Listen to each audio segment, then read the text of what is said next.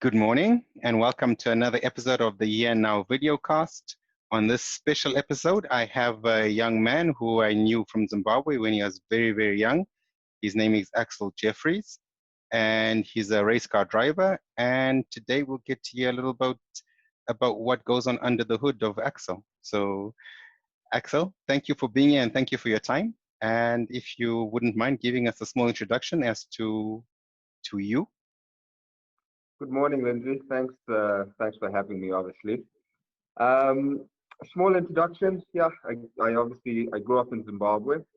Started racing when I was 5 years old in go-kart in Zimbabwe. And then pretty much just slowly progressed through the ranks. Obviously, at a young age, I realized it's something I love and want to do. I was very lucky that my parents supported me fully. And pretty much as soon as we started to do well, we took things more and more seriously, and motorsport became my career. So I raced all the way up to Formula 2, the final step before Formula 1. And then after that, I made a switch in my career to GT racing. Okay. And now for the last, I don't know, 3 or 4 years, I've been racing with Lamborghini in GT3, which is, yeah, more or less one of the pinnacles of GT racing. Okay. And Axel, what was it like starting at 5 years old in Zimbabwe? Was it challenging? Was it easy? I mean, Yeah, I mean, look, as a 5-year-old kid, you don't really see the challenges maybe your parents went through to do it.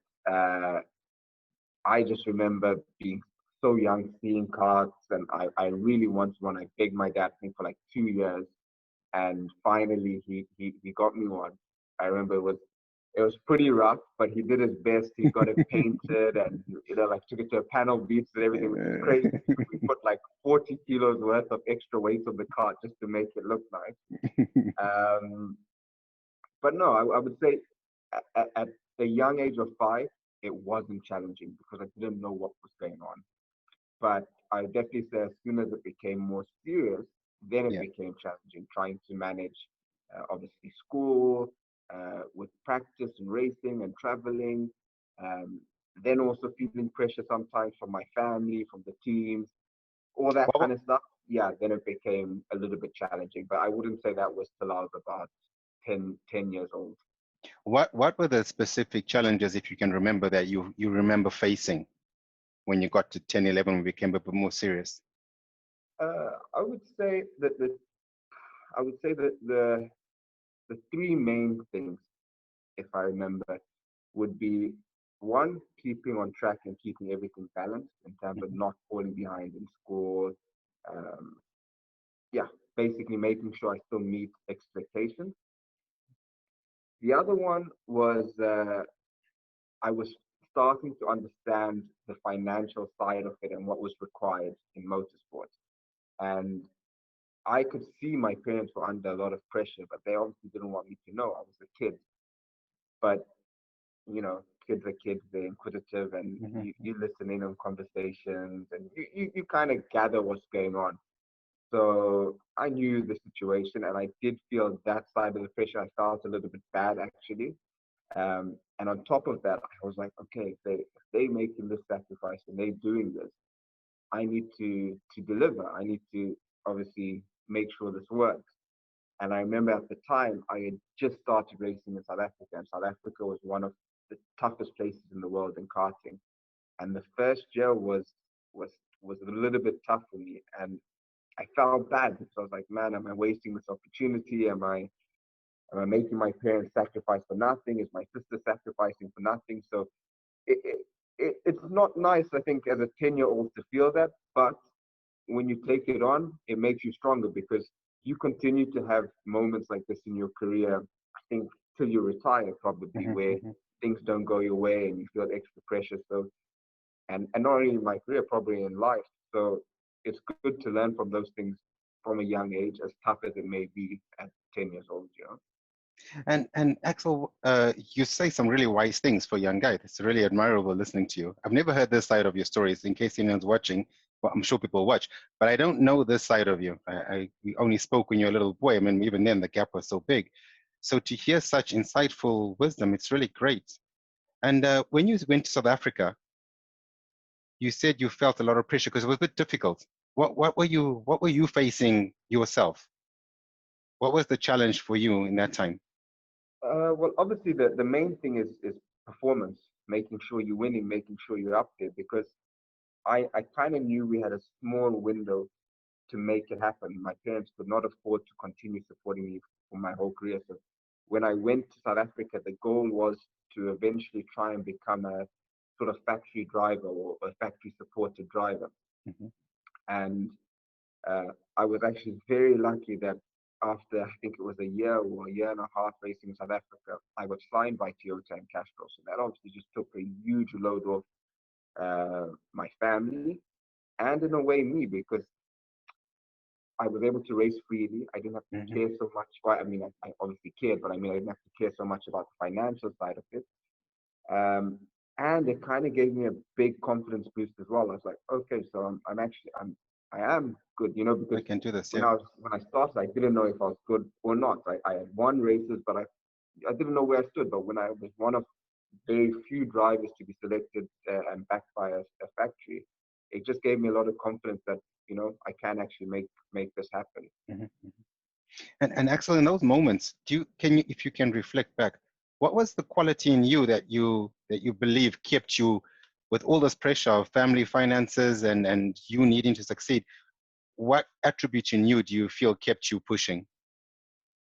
I would say the main thing which always kept me going, and it was taught to me for sure by my dad, was never to give up. There were so many times that I know it sounds really cliche, but there were so many times where I doubted myself or or felt I wasn't good enough, even much later on in my career. And no matter what, even when I didn't want to hear it, and yeah, when I doubted myself, my dad never did, and Oh my wow. dad was really harder on me at times, Hmm. especially when I was really young. He used to push me super hard, and at the time I hated it, Yeah. but it made me stick with it, and it made me carry on. And for sure, if it wasn't for him and him pushing me and teaching me to believe in myself, it definitely wouldn't have happened. Wow. Wow. Wow, that's really great. And so from South Africa onwards, things started in. How did your journey continue from there? Um, it actually, I don't know if it went the direction we wanted or not, but I guess it led me to where I am now. But basically, from karting in South Africa, we went to go race in Europe for 2 years. Hmm. We had quite a successful campaign in Europe. After that, when I was 13, I started in Formula BMW, which is basically the the first entry point into single seater racing. Okay. It's quite a big deal because obviously when you're 13, 14, you've been looking up at Formula One your whole life. Yeah. So finally you get to drive a car that looks similar, obviously much Hmm. smaller, not advanced everything, but looks pretty similar and everything. And on top of that, you get to race at the Formula One events before F1. So Yeah. you can imagine as a kid how huge that was for me. You get to interact with all the people that you've looked up to your whole life. But we were very lucky that I also got signed by BMW and got a scholarship drive from them, so they supported it quite a Great. lot. So I raced in Formula BMW for 2 years. After that, we went to no, sorry, actually after Formula BMW, BMW pulled their program from motorsport, so we completely lost any support we had from them, Okay. and I sat out of racing for 2 years. Wow. And What in happened those, during this time? Yeah, that's yeah, those 2 years were actually the most, I would say, the second most challenging time in my whole career, um, because for the first year, I tried absolutely every angle to get back in the car, everything. And I just saw it just wasn't happening. No matter what I did, things weren't going my way. And because we were on such a journey and things had really taken off us in a big way, we were so invested into it. My family was so invested into it that I saw they started to now take the pressure again. And not not from a financial side of it, just emotionally, everything, because it was like we were working towards this for 10 years, and all of a sudden everything was gone and we couldn't do anything about it, you know? Wow. Um, so there was, yeah, just at the house, everything just kind of fell apart it's weird. It's only my career, but my family was so Mhm. invested in it that Mhm. when it fell apart for me, it fell apart for them as well. Yeah. Um, so I didn't know what to do. I obviously carried on with normal life. I carried on studying. I carried on working. I carried on doing what I should be doing, but at the same time trying as much as I could for racing. And then I remember in the second year, I was kind of just like, you know, this this this this is just not going to happen. There's no way. You were starting to give And up.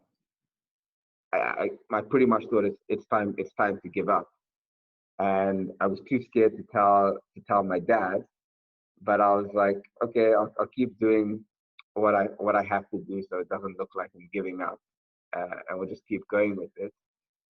And I saw my dad just carry on and on and on and on, pushing every single angle that there was to push. And I remember at one thing I just went to him and I said, Dad, I can't do this anymore. I can't see you carry on doing this. Like, you have to forget about it and focus on the family and focus on everyone else. Like, let let's just forget about this. We tried, we did our best, and let's move on. And he went mad. Like, he went crazy. I remember, and thank God he did, because of the way he reacted. We never gave up. I never gave up, and it was just one of those things. One day, completely out of the blue, a phone call came. I made the jump from Formula BMW, Yeah. no racing, to Formula 2. Wow, that's incredible. So I mean, if you can imagine, sorry, That's if okay. you can imagine the jump, to give you an idea, Formula BMW had 140 brake horsepower, Yeah. and Formula 2 had 550. No Yeah, so way. that jump. That's Uh, incredible. so yeah, that was crazy, and I think it's just like moments like that in my career that have always taught me, even when things seem like there's no way out, as long as you don't give up, something will always come, you know? So from that moment, that taught me a lot, because I went through that exact same thing later on in my career. And yeah, I never gave up, and things, You approach it differently then. yeah. And you said that was the second biggest challenge. What was the first one? So the first one is actually nearly the same kind of story. So I went Formula 2, then I raced in America for 2 years in Okay. Indy Lights. I came back from America, and then I raced in GP2. Hmm. So GP2 and Formula 2, uh, it's effectively the same thing, but GP2 is at a much higher level, because GP2 is the feeder series into Formula One. Okay. Okay. So yeah, it's just a lot more professional, everything's just at a much more pinnacle level. Okay. Um, but then what happened in GP2 was, obviously, because of the level it's at, the financial side of it is huge. It's a bit crazy. I mean, if On people on find on out your how much. on your part, or Yeah. you have So to finance it yourself, or the team that you're driving for finances it? unfortunately, in motorsport, generally, a lot of the time you have to bring the budget. So Oh wow. for some people, you can be very fortunate and that your family can support it. Hmm. But to give you an idea, in Formula 2, in GP2, the budget is €2 million a season. What? So, yeah. Wow. So it's quite tough to find that kind of money. And I had some sponsors that supported me for the first year. And unfortunately, in the second year of GP2, very late in, I got sort of news that we couldn't get the support anymore. Hmm. And to give you an idea how late in this was, the season started uh, in March, and we got the news end of February. Okay, so up until end of February, everything was a go. Everything Hmm. was Hmm. still, was still going ahead. So I'd already spoken with the teams. I'd already confirmed everything for the year, and yeah, it was everything was happening. But I got the news end of Feb, and we were supposed to leave a week later to go and start testing. Mm-hmm. And it was actually another one of those moments. I'm speaking about my dad a lot in this, but he is really the reason that things happened. Uh, I remember before the test, my dad said, "Okay, so we're gonna send you to Abu Dhabi for the test." I said, "Yeah, but Dad, why? The sponsorship didn't come through. It's not like we're just gonna find 2 million euro tomorrow. Doesn't make sense to go." Mm-hmm. And he said, "Listen, actually, you have to give yourself a chance in life. You know, at the Wow. end of the day, it's a plane ticket. If something happens, something happens. If something doesn't, it's a plane ticket. You know, you Mm-hmm. gave yourself a chance at your career, at your dream, everything." And I remember just being like, "Man, wasting money. Like it's just it just doesn't make sense. Like what's the point? I'm just gonna go there and stand on the side of the track and just feel bad about myself. Like nothing's really gonna happen." And sure enough, I went there, and because the money never came through and everything, nothing did happen. And I kind of was just stuck there, kind of feeling sorry for myself. Wow. Like it's a horrible feeling because you're Mm-hmm. obviously watching all your competitors. We had so much press and journalists there and asking questions like, "Why aren't you driving? What's happening?" Mm-hmm. So in my mind, I was just like, "Man, this was a bad Yes. idea coming. Yeah. I shouldn't have come." And I walked away from the team just to kind of clear my mind and kind of just be by myself. And I was walking around the track. This was actually in Abu Dhabi. Mm-hmm. I wanted to try and find a grandstand that uh, that I could just watch the race, watch the cars from, and just kind of be by myself. And I bumped into an old friend uh, that actually had moved to Abu Dhabi and was the experience manager and sort of uh, yeah, the experience manager for Yas Marina circuit and everything. And he asked me what's going on, and his name's Falelas, Okay. and explained everything to him. And he asked me, what's your plan now going forward? What are you going to do with your career? Yeah, what's the plan? And I actually I had no answer because I was 20 years old and motorsport had been my life for 20 years. And I didn't really have a fallback option. Yeah. And he said, "Listen, if you're not doing anything, would you like to stay and work with us?" And of course, I had no other option, so I said, "Yeah, it would be really cool." And I started immediately. I actually started on that day. I remember That's the so cool. king of Uganda came, and they asked me to look after him in terms of the experience.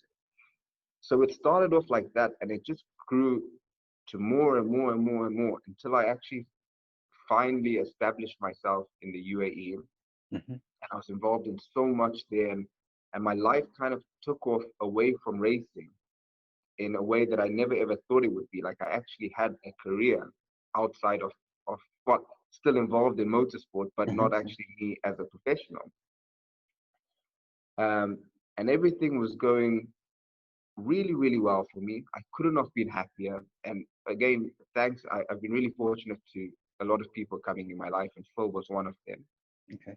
Um, However, I remember the real moment where I say was a bit difficult for me to accept and everything was about 2 years into living in the UAE Mm-hmm. with absolutely everything I could ever want. I remember I was looking after some kids in Formula 4. I was coaching them, grooming them, basically to become Formula One drivers in the future. Mm-hmm. And I remember sitting back and just saying, "Man, these kids are nowhere near as committed as I was when I was younger. Like not even 10, 20% as what I was." And I could see everything they were getting, and it was just all on the plate for them. Mm-hmm. And I just thought to myself, like, as happy as I am now, I'm actually not. I'm a little bit Oh, lost, wow. and I'm not doing what I was supposed to be doing. Mm-hmm. And I remember just feeling empty, and I didn't understand it because I was like, what am I upset about? What am I why am I lost? from the outside, it looks like I've got everything. And it was the fact that I just wasn't racing and I wasn't competing, and that part of me was gone. And I called up my dad and I said, Dad, I, I don't care. I'm willing to give up everything I have here just to start racing again. And he said, look, are you sure? You've got it pretty good. And, there's not many young guys in your position that are able to get paid doing what they love. Mhm. And we spoke about it for some time. And literally that evening, we made a decision together that we would start racing again.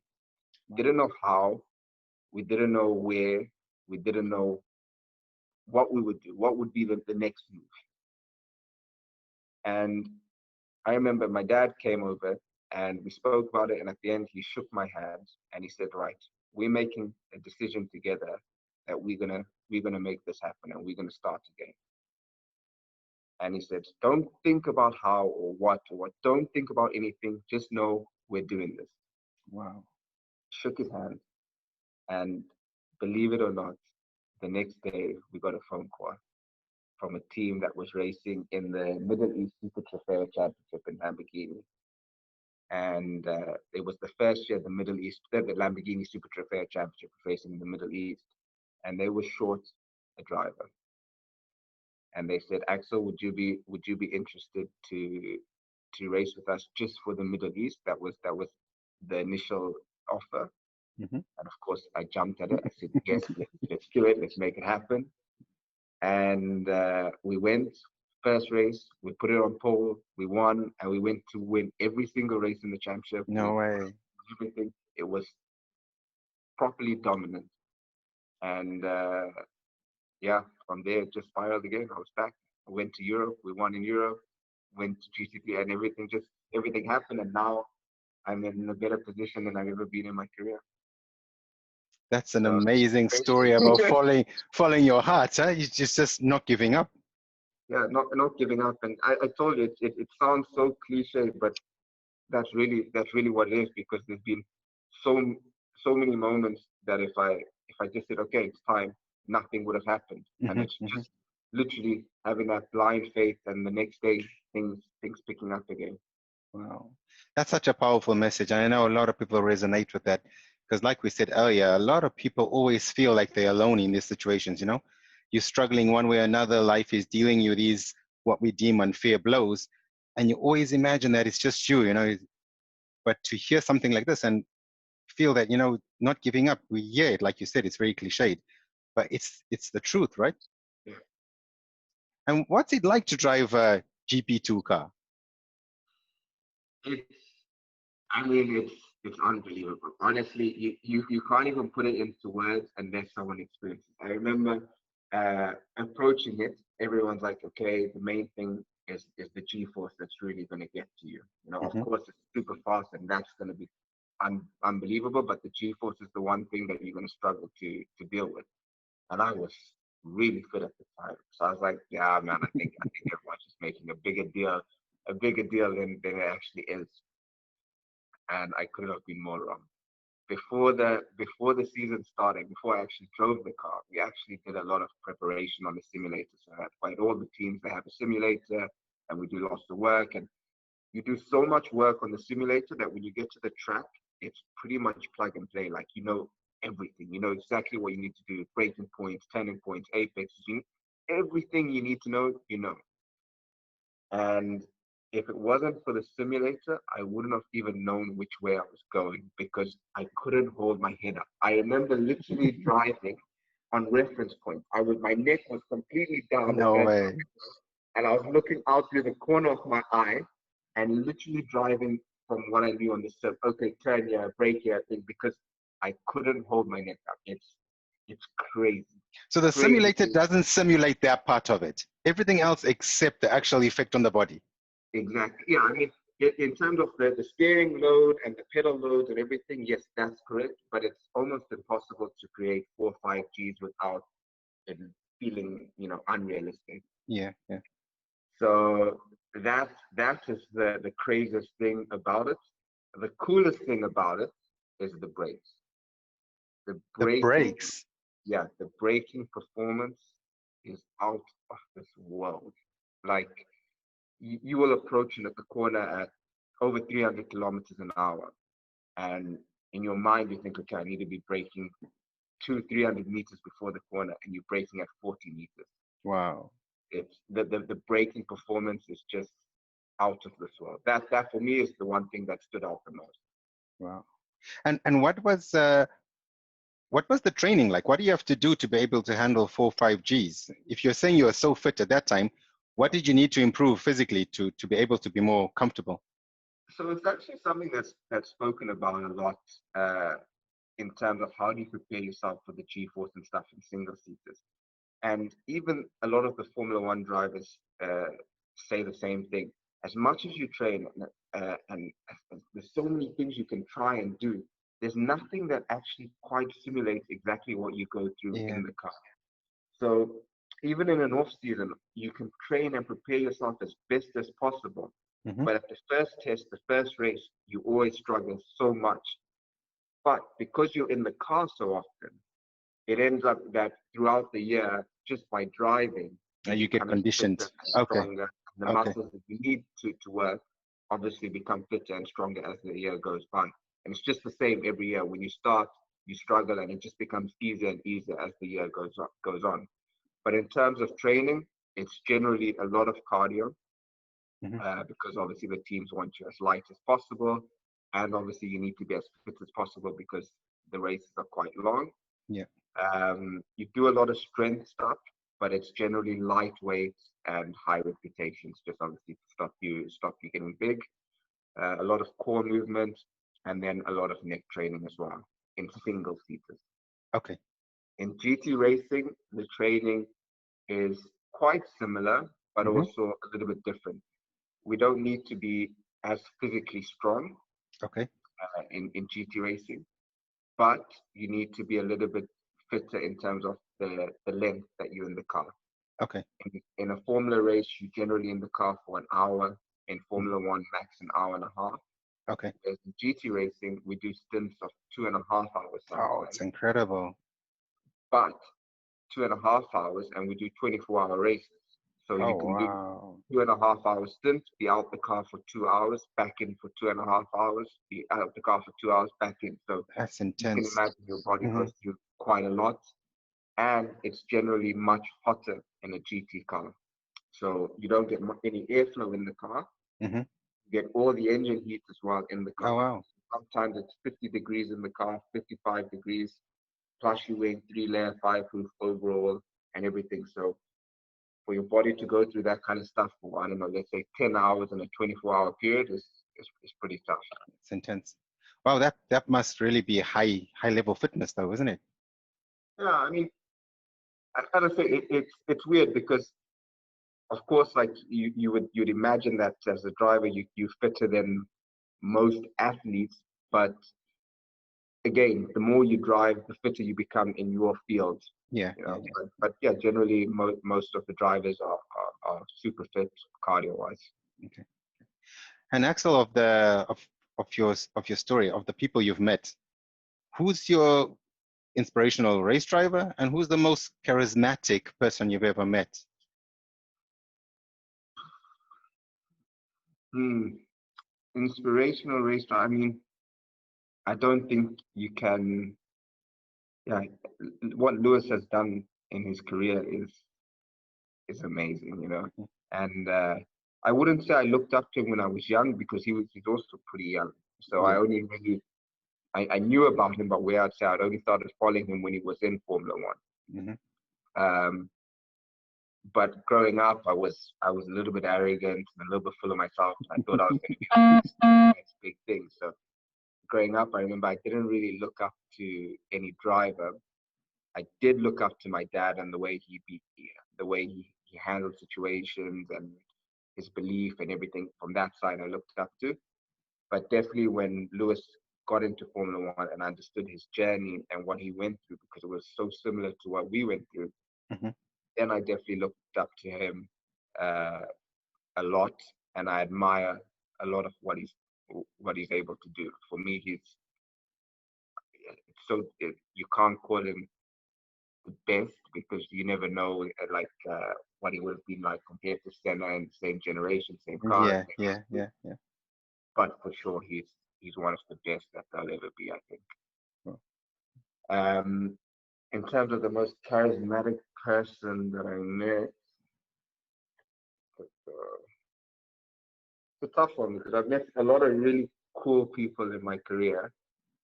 Um, ah, I don't really know that one to be honest. okay, it's okay, I it's okay. would actually say no. The most charismatic person that I've met is Franz Conrad, The and who? The who? Franz Conrad. He's the Okay, owner of the team I race for now, Conrad Motorsport, okay, and France has been in the game longer than anyone. Okay, France has I think that the statistic is actually after Ferrari, Conrad Motorsport is the second oldest team in motorsport. incredible.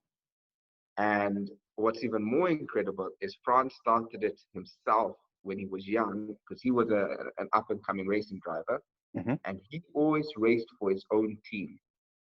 Okay, And he took on the biggest manufacturers in the world as an individual and was successful. I mean, he won some of the biggest races, was supported by some of the biggest brands. And why when you meet France, you'll understand when I say he's charismatic and everything, because it's just the way he goes about things that keeps him in the game, you know. So many teams have come and gone and folded in difficult times and everything, but France is a proper hustler. He makes things happen, and uh, besides making things happen, the other thing I really look up to France for a lot is he gives people opportunities, great. whether that's drivers, mechanics, engineers, Wow. anyone in motorsport. He takes them and nurtures them and helps them develop and grow.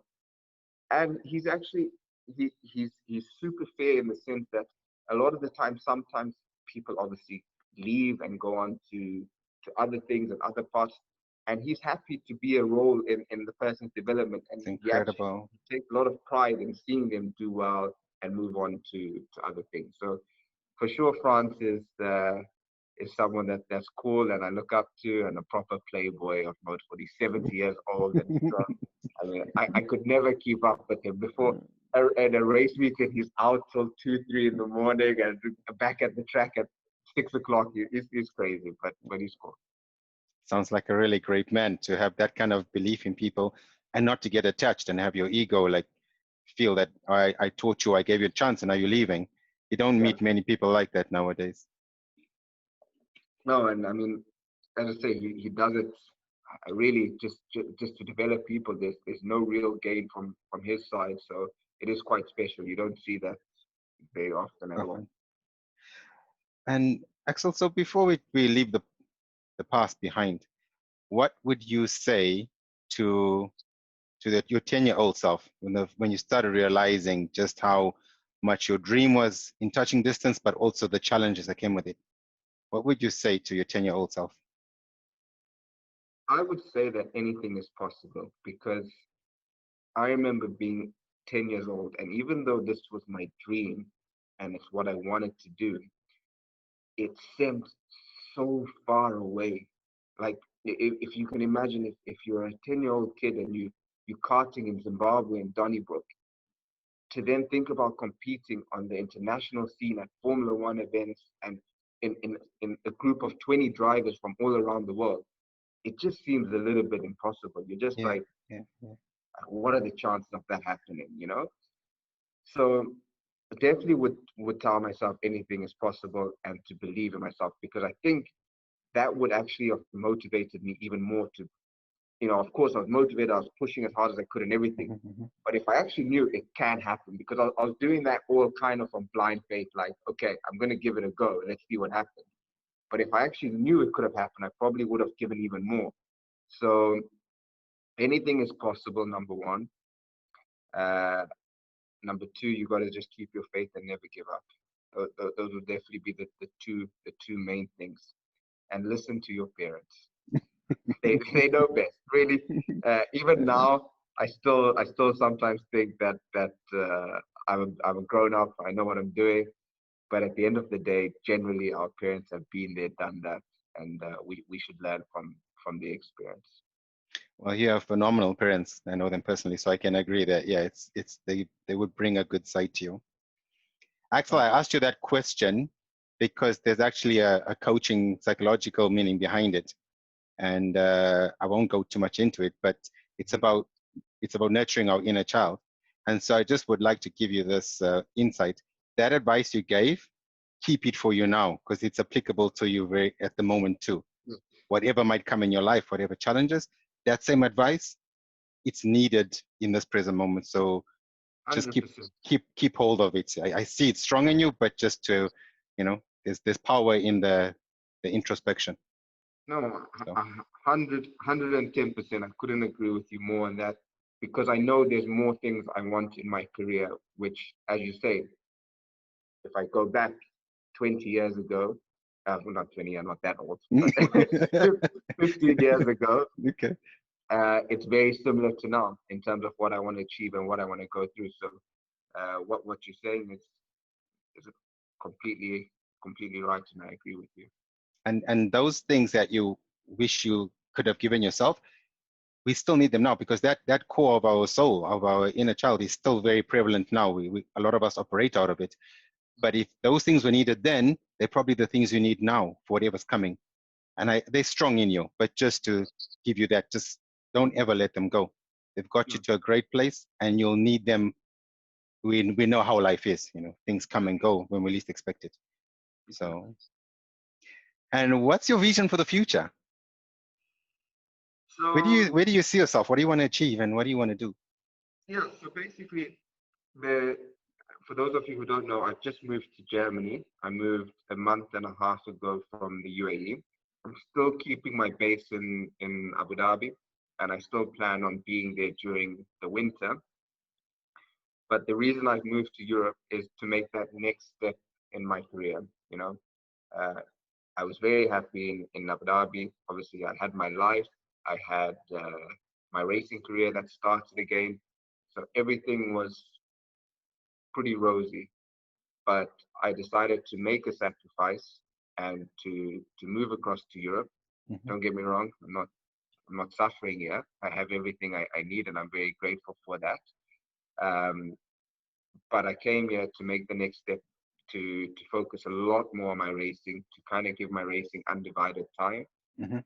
and to re-establish myself in GT racing and to get a proper factory contract. At the moment, as I said, I'm very lucky that I'm getting supported by a couple of sponsors and Conrad Motorsports and everything. But the plan and idea is to get proper factory backing and solidify myself so my career is set for the next, I don't know, 10, 15 years in GT racing. So that's really the main focus. This year, we're going to push a lot, hopefully when everything starts again. And I hope next year or the latest the year after, we have a proper factory deal in place. And what advice would you give to your future self? To my future self, I mean, that's There's something power. I've never There's actually power. thought There's about. power in this. Just trust me. What advice would I give to my future self? Um, I don't know. I mean, I'm not there yet, so I don't know what's changed or what's happened.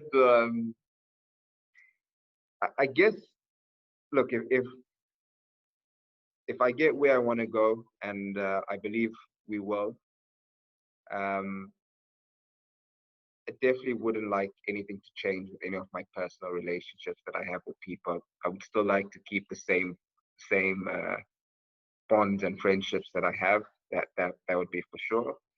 And the other thing I would love to give back to the people that supported me and helped me when I didn't have anything. So what advice I'd give, I would say just to where I can give undivided time to give back to the people that helped me get where I am and yeah, help me achieve what I wanted, whether that's family, friends, sponsors. There are a lot of people that I've been so blessed and fortunate that have supported me in my career that I would like to give back more than what they gave me. Thank you. That was great. So I don't know. That's what I think. I That's don't know what else. there's no right answer. It's just what resonates with you. It's what you feel. There's no right or wrong answer. It's very subjective. So, and I feel you did great. It's just helping to vision for the future, because with the vision creates the reality. Yeah. So if you have a little bit of, you should have a lot of it, but at least you know, okay, this is what I'm holding on to and what I want to create. There's more chance of attracting it. Yeah. 100%. And so just to, before we come to a close, because we've been going for a really long time and it's been really great. What are you, what's your belief? What's your core, like Hugh? Is that a direct question? Is it? Yeah, I get where you're going from it. I mean, in terms of belief, faith, religion, I am Muslim. My family's been practicing Islam for obviously our whole lives. But I would say we're quite open-minded in the sense that because my family sort of has been learning more and more about the religion Mm-hmm. as we grow up. And obviously, growing up, I went to a Christian school, and I have friends from all different religions. I have a very open outlook into Great. religion. And at the end of the day, I think the main core thing is you obviously have to have your faith, you have to have your belief in whichever religion you're in. I think it just helps you stay grounded. Mm-hmm. Mm-hmm. In hard times as well, you just feel support that you don't feel from anywhere else. That's for sure. I feel sometimes when things are going really, really good, you forget about it, and you live in the moment, and you forget what's real and what's really in control. And sometimes we kind of get knocked back just to realign us and Yeah. you know bring us back to our faith. But yeah, for me, the main thing is obviously keep your faith. We all know what's right and wrong at the end of the day. Be as good to each other as we can. And yeah, And pretty much. and that was really deep, and I appreciate that. It's a very vulnerable thing to do, because nowadays with the world as it is, we have to be so careful. So thank you for being so open and vulnerable with that. Yeah. And do you have a mantra that you live by any chance? Sorry, what, sorry? Like a mantra or a motto or anything that you live that holds you together? Honestly, no. Okay. Okay. That's But good. honestly, I don't. Okay. To be honest, I just keep it simple. Really, keep it simple. We know what works. We know what we've had success with. And when I say we, I'm talking about myself and my family. So yeah, we in our lives, when we've had success, we know why we've had that success and what we've done. Mm-hmm. When we failed, equally, we've known why we failed and why things haven't worked out. So yeah, I guess just keep it simple. Do what you know works. Try not to complicate things. And Axel, I'll make this the last question, otherwise I'll keep you here all day. Um, what advice would you give to anybody either following a similar journey to yours? Because I know there's thousands and thousands, if not millions, of people wanting to aspire to become a race car driver, and to anybody who's facing life struggles, which I think we've covered in a few instances here. Yeah, I would say okay. The racing side of it, I could go on for ages, and there are loads of obstacles and challenges and success that you'll get along the way. But I think an important one that you mentioned, for anyone that's going through any challenges in life, I think you have to realize you're not alone. There's everyone, and that's the nice thing. Being in motorsport, it's opened me up, and I've met so many people from all over the world, um, young, old, rich, poor, different nationalities, and I've become close to so many people. And ultimately, when you become so close and people open up to you, you realize that everyone goes through the same struggles, you know, whether that's how they're feeling emotionally, whether that's problems within their family, problems with business. Everyone goes through similar things in their life. So I think you should never feel alone. And don't be afraid to speak out and speak to people whenever you are feeling lost and want a bit of help and advice. And another thing, uh, when you are feeling lost and you're looking for advice and everything, sometimes also take a step back and look at the people in your life. I think that's also another important one, that we sometimes get caught up and consumed with the wrong people in life. Mm-hmm. And it's very important to look at your friends and to see where they are and where they're going in their lives, and see if that's something that you want. Well, And then, what's important about that for you? uh, well, it's important in the sense that, as I say, sometimes a friendship might seem great initially, and from the outside it might look great, but perhaps you're going on two completely separate career paths. Mm-hmm. So make sure you align yourself with people that want the same things that you want, Mm-hmm. that are happy for the success that you have, and equally a friendship that supports both of you. You need to be there for your friend, and your friend needs to be there for you. Okay. And I think sometimes we get involved in friendships which are nothing but destructive. So it's very important that you, yeah, keep a good close net of friends. I try and keep them as small as possible. I have maybe 5 people that I would say are proper good friends that I'm close to, that I'm in contact with almost every day. Mm-hmm. And I know we all have each other's backs. Great. So yeah, I would definitely say your friendships are important. Speak out to people. Know that everyone's going through similar challenges to yourself, and keep strong. Last question. Sorry. Honestly, because it's so great talking to you. You have great wisdom for a young man, and it's really inspiring. And I know a lot of people will feed off this. And the last question: what is your biggest strength, you personally, of everything that life has taught you, given you, taken from you? What would you say, sitting here now, is the one thing that you are aware of that is your biggest quality? My biggest quality, I Mm-hmm. would say, is how I interact with people. Okay. That would be my biggest personal quality for me. I Okay. feel like I've been very good at building relationships and managing relationships my whole life and career, Mm-hmm. to the point where sometimes more than performance or something within my field, my relationships with people have helped me more than that. So Wow. I would say that's been my my my biggest quality. Uh, a deeper one, which sometimes I question, is it a good quality or not, is I'm never satisfied. I always want more, always. And as I say, sometimes I question, is it a good thing or a bad thing? Because sometimes I kind of feel like I'm not grateful for what I have. But at the same time, it always keeps me pushing. It always keeps me hungry. It always makes me want to go and do something different. I mean, something that's crazy, but it just shows you a little bit about that, is I've never stayed in the same house or apartment for more than a year. I've always wanted to change and wanted to do something better and get something better, and that applies to me in all areas of my life.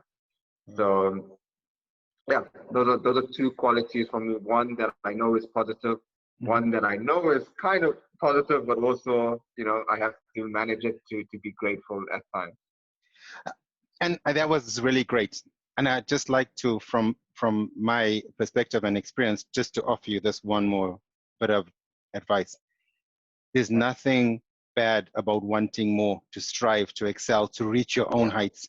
Don't confuse it with gratitude. You Hello? Can you hear me? Can you hear me? Yes, you just broke up for a second. Sorry. For you, when you come up with that question about whether that attribute is good, or you question whether it's not so good, I would ask you to take that doubt away. You can be grateful, but still want to aspire to achieve your dreams. They're very separate. So Yeah. just keep your belief in yourself, and whatever it is you're chasing to find your fulfillment and to follow your purpose, but never ever doubt yourself about whether you're ungrateful. Because I feel, and you know it, you can give gratitude and be grateful and love and care for those that are meaningful to you, but you can also still want for you to have more. I Yeah, hope that takes that away for you, just not yeah, to ever question. yeah. No, no, for sure. I've had this discussion with a few people, and it's always the same outcome. I think I just don't word it right. I say, is it a good or bad quality? But just yeah, sometimes I just think being grateful is so important, and you have to be grateful. So it is finding that balance of wanting more, but staying grateful at the same time. I don't think you can ever lose gratitude. I think gratitude can be there. You know, you Yeah. can keep driving yourself till you feel you've done what you need to do in motorsport, but you can Mm-hmm. always still be grateful. I don't feel the two are related. Mm-hmm. Just because you're aspiring and you want more for yourself, it doesn't mean you're ungrateful. It just means that you need to find what's good for you, Yeah. spiritually, emotionally, physically. But at the same time, you appreciate everything that life, God, your family have given you. They're totally different. I hope that helps you a little bit with some clarity. So, on that note, my dear friend, I really, really thank you for your time and for this deep and really introspective discussion we've had. It really means a lot, and I'm sure a lot of people will benefit from hearing you and your journey. And I want to wish you all the best, and I'm sure you're going to do even greater things. Just keep up what you're doing and this personality, attitude, and gratefulness to life. And thank you very much. Thank you very much. It's been a pleasure to me. I hope in any way my story might be able to help one or two people. You never know. And thank you for your advice, obviously with a couple of things as well. Definitely take on everything. And yeah, it's been a pleasure. Thank you very much. Cheers.